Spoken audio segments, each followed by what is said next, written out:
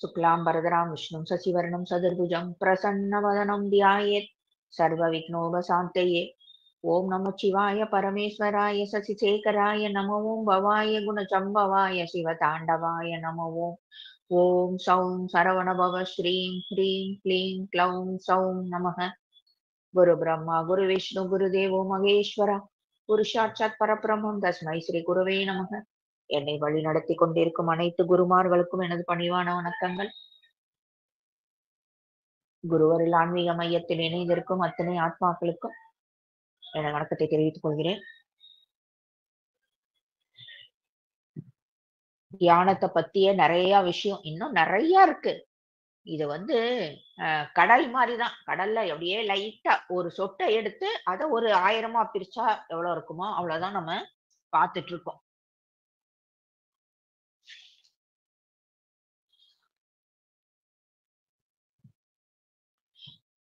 இது இதனால ஏன் தியானம் பண்றோம்? ஏன்னா நிறைய பேர் ஏன் சொல்றது இல்லை அப்படின்னா, பர்சனலா நிறைய விஷயங்கள் இருக்கும்.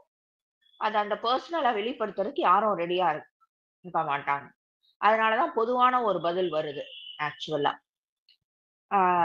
அது தப்பே கிடையாது. பினான்சியலா எனக்கு ஒரு பினான்சியலா நான் ஸ்ட்ராங் ஆகணும், இல்ல எங்க வீட்டுல நல்லது நடக்கணும், நான் வீடு வாங்கணும், கார் வாங்கணும், எதுவா கூட இருக்கட்டும், அது எதுவுமே தப்பு கிடையாது.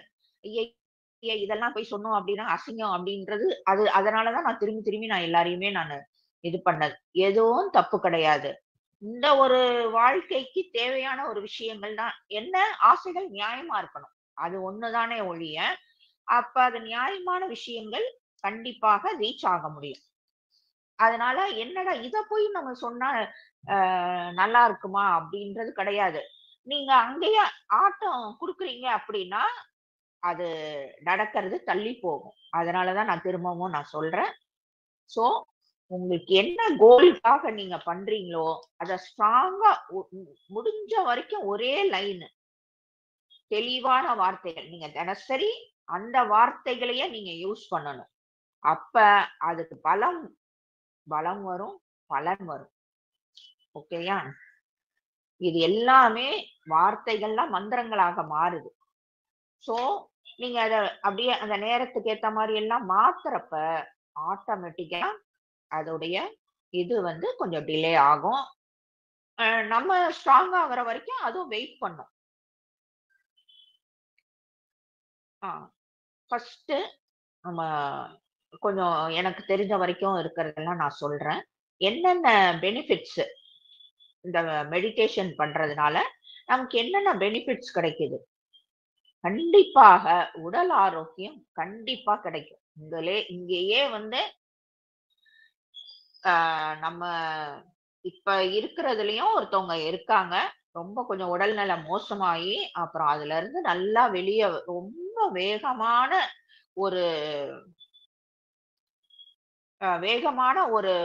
ஹெல்த் நல்லா ஆகி வெளியே வந்துட்டு இருக்காங்க. இதுக்கெல்லாம் காரணம் மெடிடேஷன் பிளஸ் இந்த ஃபுல்லுமே இந்த ஆன்மீகத்துல நிறைய நல்ல விஷயங்கள் கேட்கறது, இந்த மாதிரி எல்லாம் இருக்கிறதோடைய பலன். சோ அப்ப இதுல இருந்து ஒண்ணு கண்கூடா எல்லாருக்குமே தான் சொல்றேன். நிறைய விஷயங்கள் நம்ம கேட்போம், இந்த கதைகள்ல கேட்போம், இதெல்லாம் தான் இருக்கும். சில விஷயங்கள் கண்கூடா நடக்கக்கூடிய விஷயங்கள், அததான் நான் சொல்றேன்.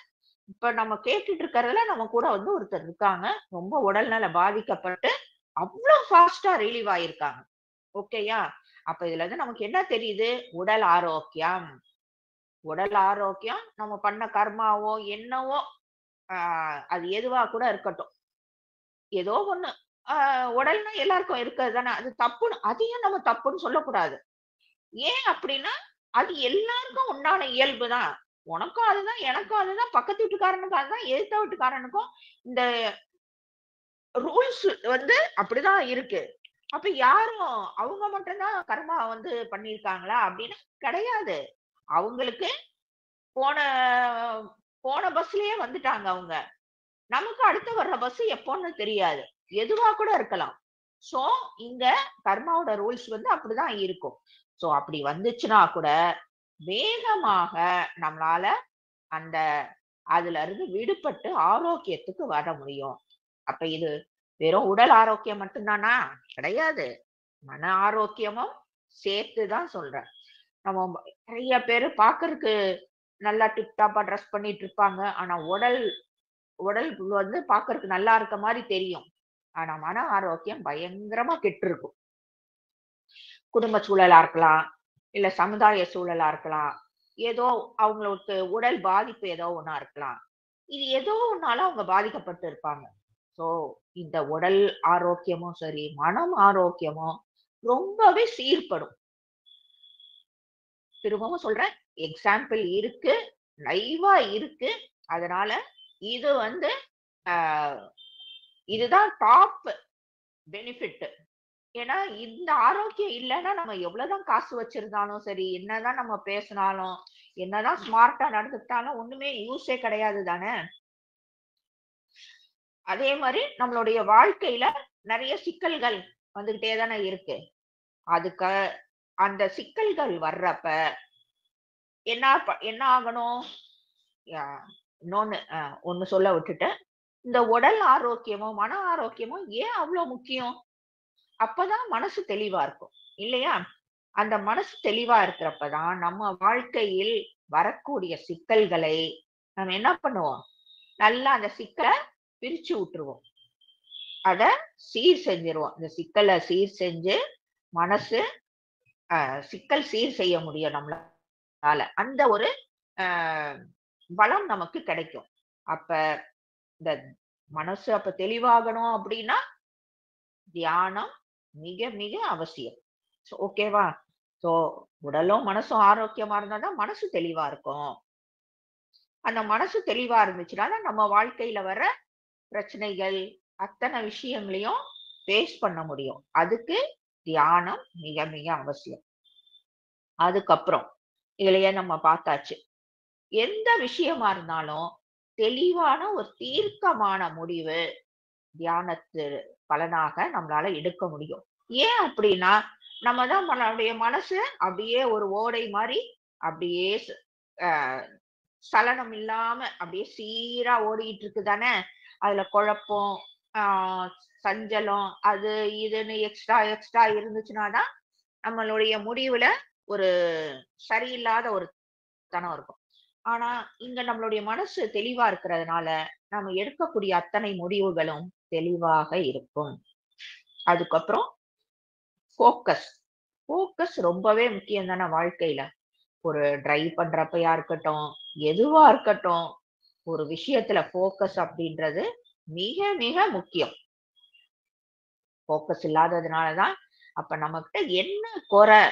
நம்ம தியானம் பண்ணியும் நம்மகிட்ட இருக்கிற ஒரு விஷயம் சரியாகல அப்படின்னா, நம்ம சரியா தியானம் பண்ணலன்னு அங்க அர்த்தம். ஆ இத எல்லாத்துக்கும் சேர்த்து நான் சொல்றேன். அத நம்ம கரெக்ட் பண்ணணும். அப்ப நம்ம சொல்றது கரெக்ட்டா? நம்ம வந்து நம்மளுடைய இது வந்து கரெக்ட்டா இருக்கா? நம்மளுடைய ஃபோக்கஸ் கரெக்ட்டா இருக்கா? ஃபோக்கஸ் சரியில்ல அப்படின்னா, நம்ம ஏதோ ஒண்ணு தப்பு பண்றோம் அப்படின்றத நம்ம புரிஞ்சுக்கணும். ஓகேயா? ஆ மனசு ஒருமை அப்படின்றக்கூடிய அந்த ஃபோக்கஸ் வந்து ரொம்ப ரொம்ப இதனால மேம்படும். மனசு அப்படின்னாலே அப்படியே ஆ உள்ள இருக்கும். கொஞ்ச நேரம் வெளிய போவோம். அப்படி திரிஞ்சுகிட்டே தானே இருக்கும். அந்த அப்படி திரிஞ்சுகிட்டு இருக்க அந்த மனசு கொஞ்சம் கொஞ்சமாக உள்முகமாக அது அப்படியே மெதுவா அடங்கிக்கிட்டே வரும். அப்ப நமக்கு அது அடங்குறப்ப நம்மளால வந்து மனசுன்னா என்ன அப்படின்றது நம்மளால புரிஞ்சுக்க முடியும். அப்ப மனசையே நம்ம புரிஞ்சுக்கிட்டோம் அப்படின்னா, அந்த மனச ஃபோக்கஸ் பண்ணக்கூடிய அந்த குவாலிட்டி நம்மகிட்ட ஆட்டோமேட்டிக்கா வருது. அந்த எந்நேரமும் வெளிய தானே ஓடுது. அத கூட்டிட்டு வந்து நம்மளால நிறுத்த முடியும். இங்க நில்லுனா நிக்கும். ஏன்னா நமக்கு தான் அந்த இது தெரிஞ்சிருச்சு இல்லையா? தியானத்தின் மூலமாக அந்த மனச ஒருமுகப்படுத்துற அந்த ஒரு விஷயம் நமக்கு தெரியறதுனால, கண்டிப்பாக மனசு அலைப்பாயாது.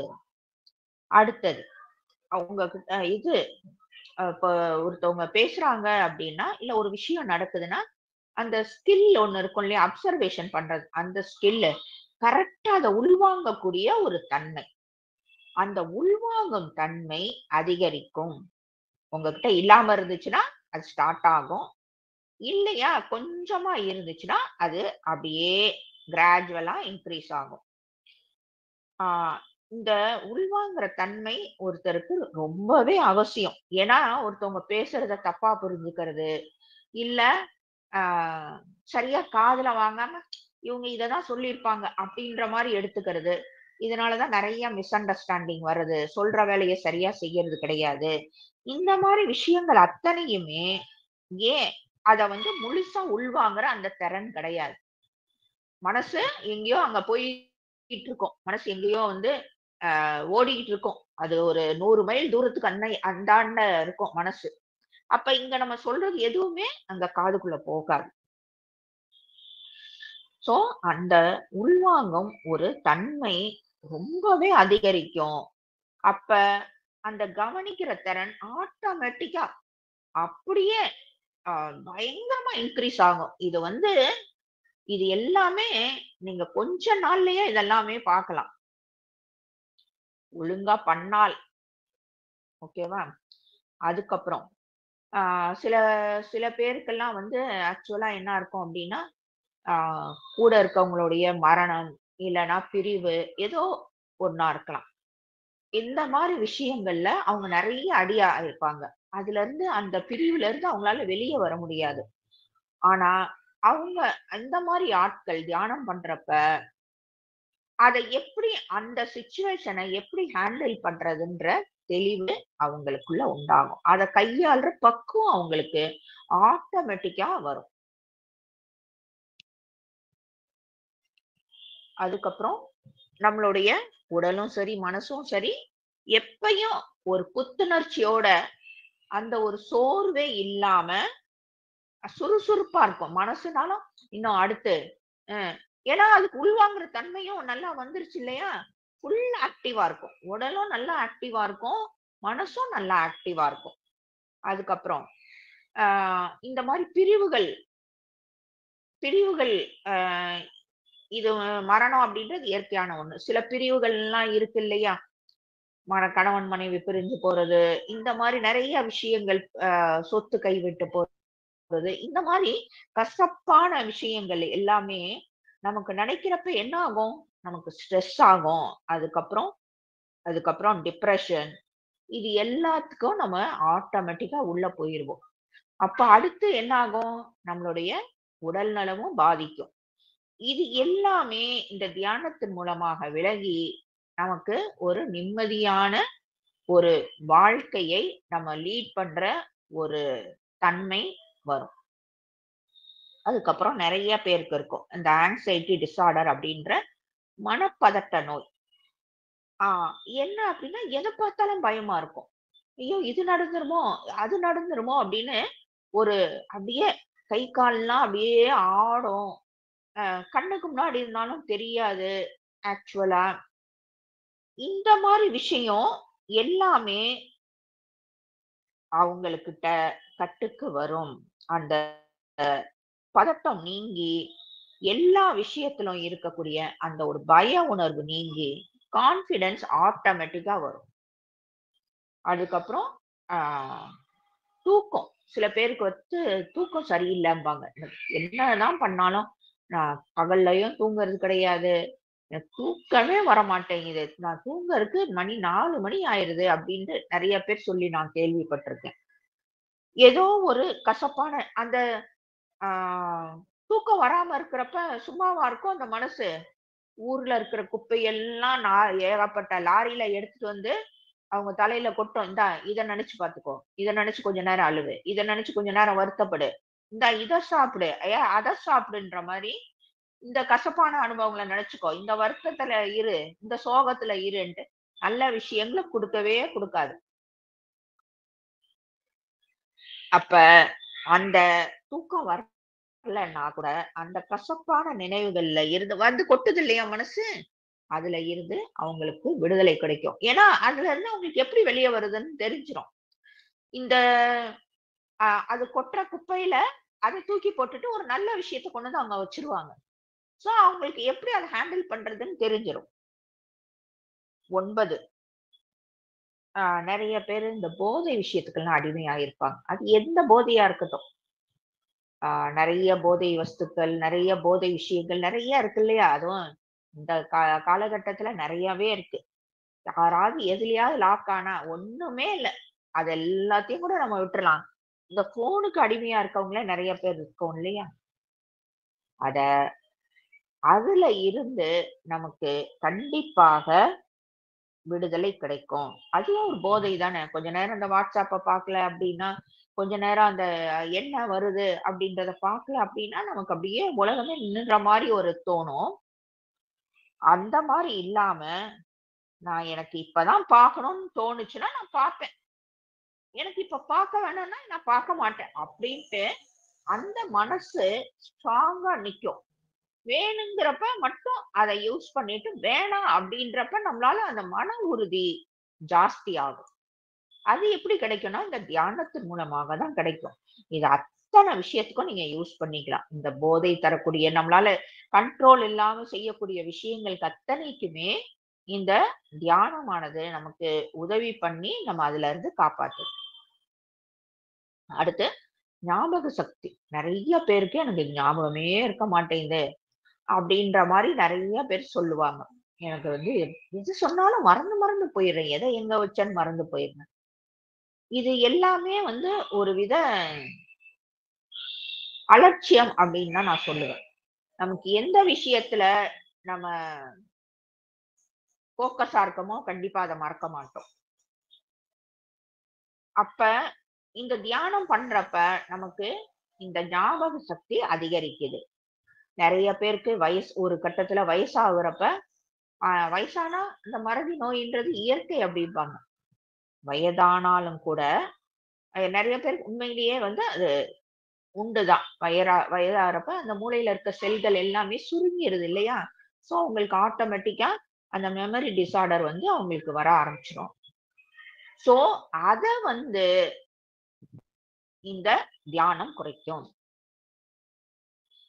ஓகேயா? அடுத்து ஆ சரி படிக்கிறவங்கன்னா, அ காலேஜ் படிக்கிறவங்களோ, இல்ல ஸ்கூல் படிக்கிற பசங்களோ, அவங்களுக்கு எல்லாமே அந்த ஃபோக்கஸ் பண்ற தன்மை வந்து ஜாஸ்தி ஆகறதுனால, அந்த கல்வியில நல்லாவே ஒரு ஈடுபாடு வரும். அதனால தான் இன்னைக்கு நெறைய இந்த ஆர்கனைசேஷன்ல எல்லாமே அந்த அ ஸ்கூல் படிக்கிற யங்ஸ்டர்ஸ இதுல கொண்டு வர்றாங்க. ஏதோ ஒரு இதுல வந்து இதுல இணைச்சுட்டோம் அப்டின்னா, உண்மையில நாளைய இந்தியா வந்து அற்புதமா இருக்கும்ன்றதுக்கு உள்ள கொண்டு வர்றாங்க.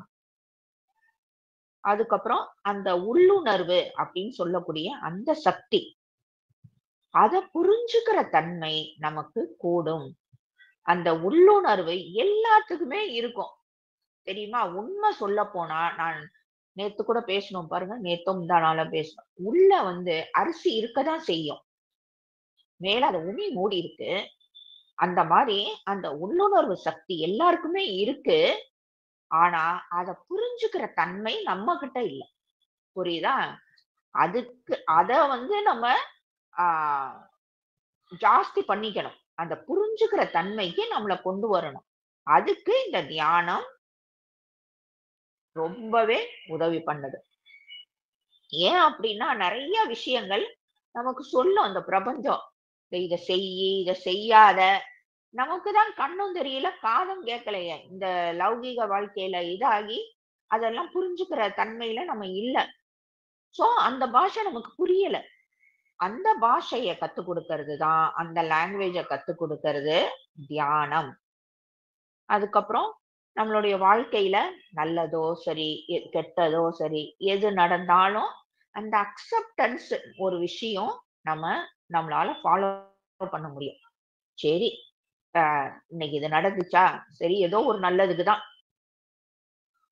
அது இப்ப எனக்கு தெரியாம இருக்கலாம். ஆனா அந்த விஷயம் ஏன் இந்த மாரி நடந்துச்சுன்றது, உங்களுக்கு ஒரு காலகட்டத்துல புரிய ஆரம்பிக்கும். ஒரு 10 வருஷம் கழிச்சா, 15 வருஷம் கழிச்சா அப்படியெல்லாம் இல்ல. ஆனா, இத நீங்க அக்செப்ட் பண்ணிக்கிறப்ப, ஆட்டோமேட்டிக்கா அந்த விஷயம் ஏன் நடந்துச்சுன்னு, அந்த அக்செப்ட் பண்ணிக்கிறப்ப தான், உங்களால அத அக்செப்ட் பண்ணிக்காம, இது எப்படி எனக்கு நடக்க போச்சு? அடுத்த வீட்ல இருக்கவன் சந்தோஷமா இருக்கான். எதிர்த்த வீட்ல இருக்கவன் சந்தோஷமா இருக்கான். ஏன் எனக்கு மட்டும் அப்படின்னு நம்ம நிறைய அந்த ஆங்காரமோ இந்த ஒரு கோபத்தோடையும் இருக்கிறப்பெல்லாம் அது அது ஒர்க் அவுட் ஆகாது. அந்த அக்செப்ட், ஓகே, கடவுள் ஏதோ எனக்கு இன்னைக்கு இதை கொடுக்கணும்னு இருக்காரு, அவர் எனக்கு எது ஒன்னாலும் நல்லதுதான் செய்வாரு அப்படின்ற ஒரு நம்பிக்கையோட அந்த அக்செப்டன்ஸ் அப்படின்ற ஒரு விஷயத்த நம்மளால நமக்கு கிடைக்கும் தியானத்துல. அதுக்கப்புறம் நிறைய பேருக்கு இன்னொன்னு என்னன்னா, ஏதாவது உன்னை பத்தி நம்ம மனசுதான் சும்மா இருக்காத. இந்த இன்னைக்கு நல்லா இருக்கியா, நேத்து நேத்து நல்லா இருந்தா இன்னைக்கும் நல்லா இருக்கியா, இப்ப நாளைக்கு உனக்கு ஏதாவது ஆயிரும் அப்படின்னு நம்மள பயமுறுத்தும். நாளைக்கு இப்படி ஆயிருச்சுன்னா, அப்படி ஆயிருச்சுன்னா, இந்த நிறைய பேருக்கு நோய் வருது, அது வருது, என்னென்னமோ இந்த உலகத்துல நடக்குது. அதெல்லாம் கேள்விப்படுறப்ப நமக்கும் இப்படி ஆயிருச்சுன்னா அப்படின்ட்டு சும்மா இருக்காது இல்லையா மனசு. இந்தா இத சாப்பிடு அப்படின்ட்டு எதையாவது ஒண்ணு கொடுக்கும். சோ இன்னொன்னு அந்த ஃபியூச்சர் பயமும் ஏன் ஒருத்தருக்கு வருது அப்படின்னா, அந்த பாதுகாப்பு இல்லாத ஒரு தன்மை இருக்கிறப்பதான் அது வரும். ஆனா தியானம் பண்றப்ப பாத்துக்கலாம், அப்படியே வந்துச்சுனாலும் என்ன பண்றதுன்னு பாத்துக்கலாம் அப்படின்ற ஒரு தெளிவு நிச்சயமாக வரும். அதுக்கப்புறம் முக்கியமானது செல்ஃப் கான்பிடன்ஸ், தன்னம்பிக்கை.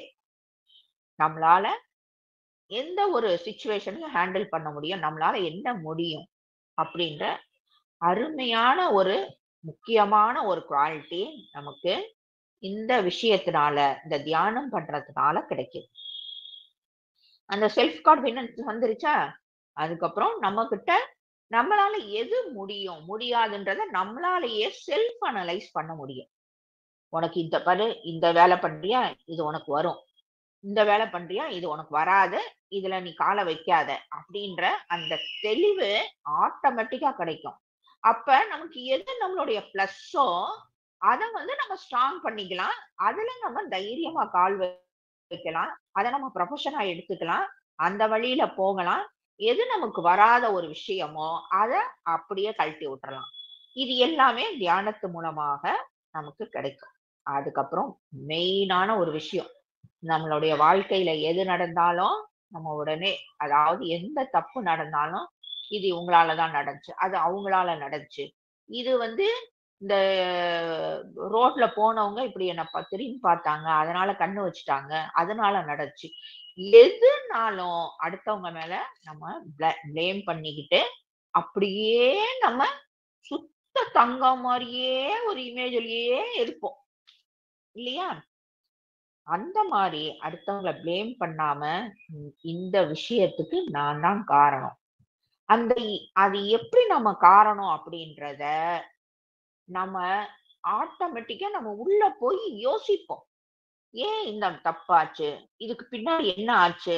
எங்க நான் தப்பு பண்ணேன்? அப்படின்றத யோசிக்கிறப்ப, அந்த ஆள்காட்டி விரல் நம்மள நோக்கி திரும்பும்.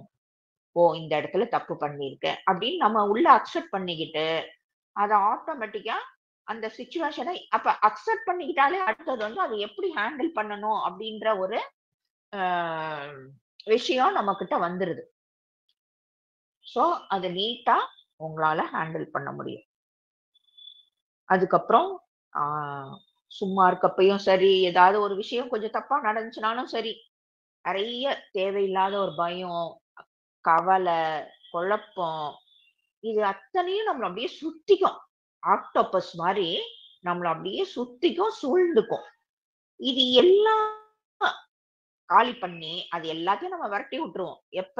இந்த தியானம் பண்ற அந்த ஒரு இதனால. அப்ப நம்மளுடைய இதனால எப்படி வருது அப்படின்னா, நம்மளுடைய எனர்ஜி அப்படியே ஏறிக்கிட்டே இருக்கும். இந்த பயம், குழப்பம், கவலை இதெல்லாம் தல தெறிக்க ஓடி போயிரும். அந்த அது இருந்த இடத்துல எது வரும்? அமைதி, தெளிவு, இது எல்லாமே. அதுக்கப்புறம் மெயின், எந்த ஒரு கஷ்டம் வந்தாலும், ஓகே, இன்னைக்கு ஏதோ இது கடவுள் குடுத்திருக்காரு, சரி இதுக்கு ஏதோ ஒரு காரணம் இருக்கும், மேபி இதுவும் கடந்து போகும் அப்படின்ற அருமையான ஒரு தெளிவு நம்ம கிட்ட வந்துரும். அதுக்கப்புறம் சுறுசுறுப்பு, ரொம்ப ஆக்டிவா இருப்பாங்க. தியானம் பண்ணி அந்த எனர்ஜி கூட கூட கூட கண்டிப்பாக அவங்களால ஒரு இடத்துல உட்கார முடியாது. ஏதாவது ஒரு பண்ணணும்னு ஆட்டோமேட்டிக்கா தோணும். ஏன் அப்படின்னா அவங்களுக்கு அந்த எண்ண சிதறல்கள் இல்ல. எல்லாமே குவிக்கப்படுது. ஒரு விஷயத்த நோக்கி குவிக்கப்படுது. அந்த விஷயத்த செஞ்சுடுறாங்க. அடுத்து, அடுத்து வேற என்ன? அப்படின்னு அடுத்த வேலைக்கு போவாங்க. ஸோ இந்த ஆட்டோமேட்டிக்கா அவங்களால சுறுசுறுப்பா இருக்க முடியுது. அந்த மாரி இருக்கிறப்ப, அந்த எண்ணச்சிதறல்கள் இல்லாம இருக்கிறப்ப, இந்த டைம் மேனேஜ்மென்ட்ன்னு ஒண்ணு சொல்லுவாங்க தானே! அதாவது நேர மேலாண்மை. ஆ டைம வந்து இந்த விஷயத்துக்கு ஒரு 10 நிமிஷம்னா 10 நிமிஷம். இதுக்குள்ள இந்த வேலைய முடிக்கணும். அப்பதானே அடுத்த வேலைக்கு முடியும். ஸோ, நாள் முழுக்க ஒரே இதுல உட்கார்ந்துகிட்டு நம்ம மாவு அரைச்சுக்கிட்டு இருக்காம, அடுத்து, அடுத்து, அடுத்து, அடுத்துன்னு அந்த சுறுசுறுப்பாக அந்த எண்ணச் சிதறல்கள் இல்லாம இருக்கிறதுனால நம்மளால முடியும். அப்ப என்ன ஆகும்? ஆட்டோமேட்டிக்கா வேலை சீக்கிரம், சீக்கிரம், சீக்கிரம், சீக்கிரம் உங்களுக்கு முடியும். டைம் வந்து நல்ல எஃபிஷியன்ட்டா உங்களுக்கு கிடைக்கும். அதுக்கப்புறம் நம்ம ஆட்டோமேட்டிக்கா வந்து, ச்சே!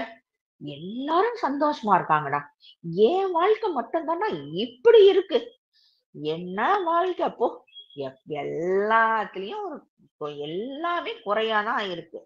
அப்படின்னு அந்த நினைச்சிட்டு இருக்கிற அந்த மனசு உங்ககிட்ட அந்த எனர்ஜி லெவல் ஜாஸ்தி ஆகுறப்ப என்ன ஆகும் அப்படின்னா, ஆஹா! இது வல்லவோ ஆனந்தம் அப்படின்ற மாரி, அப்படியே அந்த ஆனந்தம் பெருகி, பெருகி அப்படி ஒரு ஆ இதுக்கு தான் காத்துட்டு இருந்தேன். இதுக்கு தான் நான் காத்துட்டு இருந்தேன் அப்படின்ற ஒரு நன்றி உணர்வு பெருகும். அந்த நன்றி உணர்வு பெருகுச்சுனாலே, ஆட்டோமேட்டிக்கா அத்தனையும் அங்க காலியாகும்.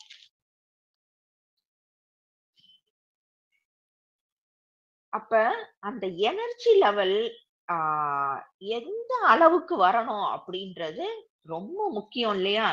அதுக்கு கண்டிப்பா தியானம் பண்ற மாரி உட்காராம, ஆ உண்மையா தியானம் பண்ணணும். மினிமம் அதான் சொல்றது வந்து 1/2 அன் ஹவர் உட்கார்ந்தா, உங்களால ஏதோ ஃபியூ செகண்ட்ஸ் அந்த நிலைய நீங்க ரீச் பண்ணீங்கன்னா கூட ஓகே. அது ரொம்பவே முக்கியம். சரி. இப்ப நம்ம அத்தனையும் நமக்கான செல்ஃப் யூஸா பார்த்தோம். ஆனா, கடவுள் வந்து எதுக்கு படைச்சிருக்காரு அப்டின்னா, அதாவது இந்த இந்த லௌகீக வாழ்க்கை ஒரு ஒரு எண்ட் ஓகேயா? இந்த தியானம் அப்டின்ற இது வந்து இன்னொரு எண்ட். ஆமா தானே! இது ஒரு பக்கமா இருக்கும். அது ஒரு பக்கமா இருக்கும். 2மே ஆப்போசிட் சைடுக்கு உண்டான ஒரு விஷயம். இத வ இதுல வந்து ஒரு சிஸ்டம நம்ம ஃபார்ம் பண்ணி, அத செய்யறது ரொம்பவே கஷ்டமா தான் இருக்கும். ஏன்னா, அதான் சொல்றேன். இது 2மே ஒண்ணா இணைஞ்ச ஒரு விஷயம் கிடையாது. கிட்டத்தட்ட ஒரு தண்டவாளம் மாரி தான். 2மே அப்படியே தான் போகுமே ஒழிய, அத வந்து நம்மளுடைய அ தொடர்ந்து நம்ம பண்றப்ப தான், அந்த வாழ்க்கையோட அந்த தியானத்த இணைச்சுக்க முடியும். ஓகேயா? இதுல ஏன்னா 2மே அ என்ன சொல்றது? இது ஒரு பக்கம் அப்டின்னா, அது ஒரு பக்கத்துல இருக்கக்கூடிய விஷயங்கள்.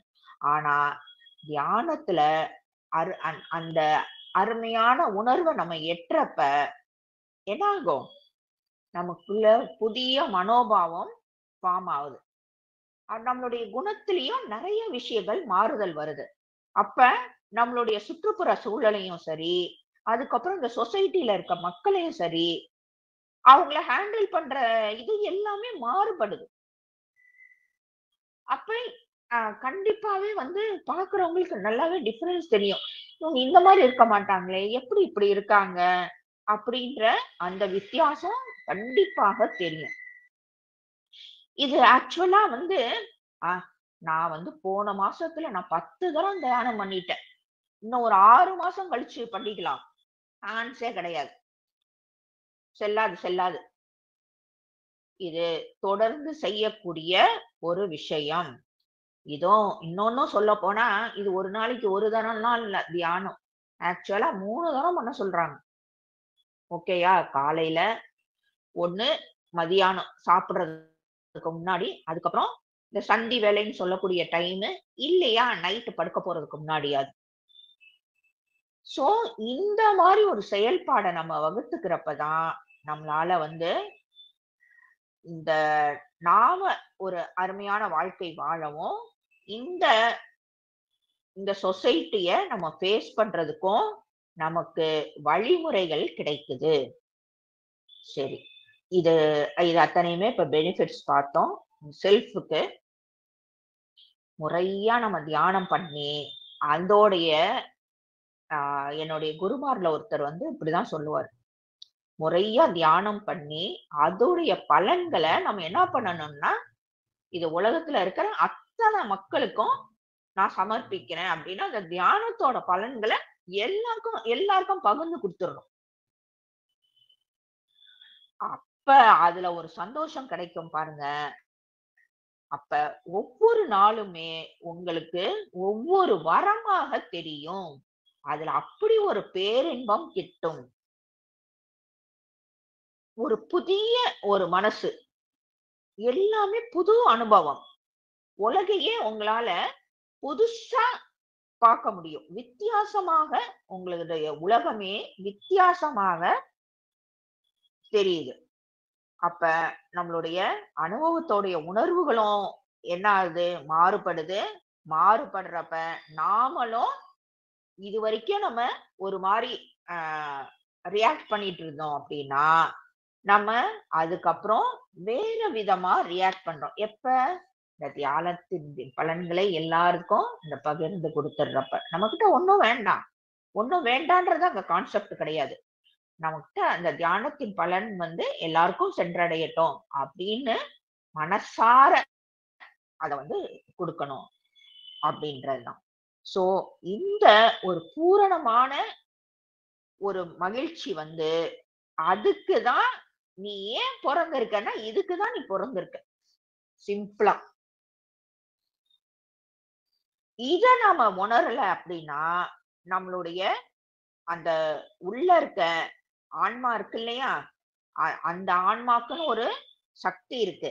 அதுக்கேத்த மாரி நம்ம வாழலன்னு அர்த்தம். சோ இந்த அந்த சக்தியை, அந்த ஜீவ சக்தியை உணர்ந்துக்கணும் அப்படின்னா, நமக்கு நமக்கு என்ன விளக்கு வேணும்? அந்த தியானம் அப்படின்ற விளக்கு தான் நமக்கு உதவுது. சோ நம்மள வளர்ச்சி பாதையிலயும் அது கொண்டு போது. அந்த செல்ஃப் அனலைஸ்ன்னு சொன்னேன் இல்லையா? ஆட்டோமேட்டிக்கா அது நமக்கு கிடைச்சு, நம்மளுடைய எனர்ஜி லெவல் ஹையா இருக்கு. இந்த மகான்கள், இவங்க சித்தர்கள், முனிவர்கள் அத்தன பேரும் பாருங்க, நெறைய தவம் இருப்பாங்க. நெறைய விஷயங்கள் அவங்களுக்கு இதா இருக்கும். ஆனா, எல்லாமே அடுத்தவங்களுக்காக தான் அது எல்லாமே யூஸ் சோ, அதனாலேயே அவங்களுக்கு அவங்களுடைய அந்த ஒரு ஸ்டேட் வந்து அதிகமாயிட்டே இருக்கு. உங்களுக்கு எல்லாத்துக்குமே நல்லா புரிஞ்சிருக்கும்னு நெனைக்கிறேன்.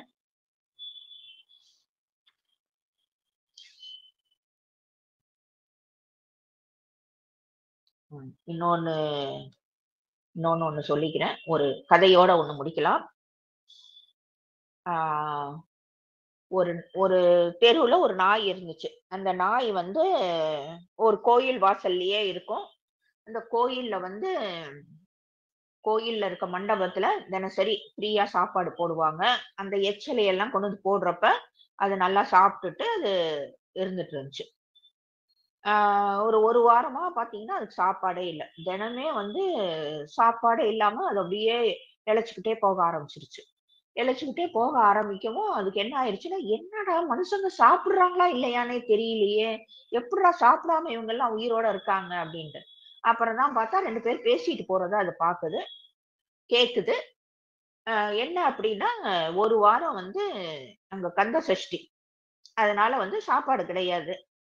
அ எல்லாரும் விரதம் இருக்காங்க. ஒரு வாரம் வந்து விரதம் இருக்காங்க. ஆ அப்படியா? அப்படின்ட்டு நெனச்சுக்கிட்டு அது என்ன பண்ணுது, சரி நான் வந்து போறவங்க பேசிட்டு போறாங்க. நான் வந்து இந்த இந்த முருகன் கோயிலுக்கு போறேன். அங்க போனா நம்மளுடைய இது வந்து புண்ணியம் கிடைக்கும். நம்மளோட விட்டு பாவம் நீங்க அப்படின்னு பேசிட்டு போறாங்க. ஓ, ச்சே, இவ்வளோலாம் இருக்கு நம்ம கேவலம் இந்த எச்சியாலைக்கே போய் அலைஞ்சுகிட்டு இருக்கப்ப என்ன ஜென்மமடா அப்படின்ட்டு அதுவா தன்னை திட்டிக்கிட்டு நானும் அவங்க கூட போகணும் அப்படின்ட்டு அவங்க பின்னாடியே போயிட்டு இருக்கு. அப்ப சொத்துன்னு ஒரு சத்தம். என்ன என்னன்னா அது திரும்பி பாக்குது அந்த சத்தம் கேட்டு. அவங்க அன்னைக்கு வந்து ஃபைனலா வந்து கடைசி நாள் சூரசம்மானம் அன்னைக்கு அது அவங்க பேசிட்டு போனது. பின்னாடி அது அன்னைக்கு காலையிலேயே யாரோ விரதம் முடிச்சுட்டு அந்த இலைய தான் போட்டிருக்காங்க. அவ்வளவுதான். அந்த நாய் ஓட்டமா அந்த எச்சி இலைய நோக்கி போகுது. ஆஹ் கோயிலுக்கு போறதெல்லாம் நான் அப்புறம் வச்சுக்கிறேன். முதல்ல நான் வந்து இலை கிடைச்சிருக்கு. இதை சாப்பிட்டுட்டு அது அப்படிலாம் அப்புறம் பார்ப்போம் அப்படின்னு. சோ நம்மளுடைய வைராக்கியம் இந்த மாதிரி இருக்காம எது ஆஹ் மகரிஷி பதஞ்சலியாரோட இதுல பார்த்தோம் இல்லையா? தேவர்களே வந்து உங்களுக்கு என்ன வரம் வேணும்? உங்களுக்கு தங்கம் வேணுமா? ஆ, உங்களுக்கு 200 வயசு வாழணுமா? உங்களுக்கு மாளிகை வேணுமா? கூட கோபுரம் வேணுமா? அது வேணுமா? இது வேணுமா? BMW கார் வேணுமா? எத்தனை வேணும் அப்படின்னு கேட்டா கூட ஒண்ணும் வேணாயா, எனக்கு இறையோட அருள் மட்டுமே வேணும் அப்படின்னு சொல்ற அந்த தில்லு வேணும். அததான் நம்ம கேட்கணும் தேவர்கள்ட்டனாலும். சொன்னார் இல்லையா? அவங்களே வந்து உங்களை கலைச்சு விடுறதுக்கு பார்த்தாங்கன்னா கூட அந்த வைராக்கியம் வேணும் அப்படின்ட்டு. ஸோ அந்த வைராக்கியம் நம்ம எதை நோக்கி போறோம் அப்படின்ற அந்த வைராக்கியம் ஸ்ட்ராங்கா இருக்கணும். வாழ்க வளமுடன்.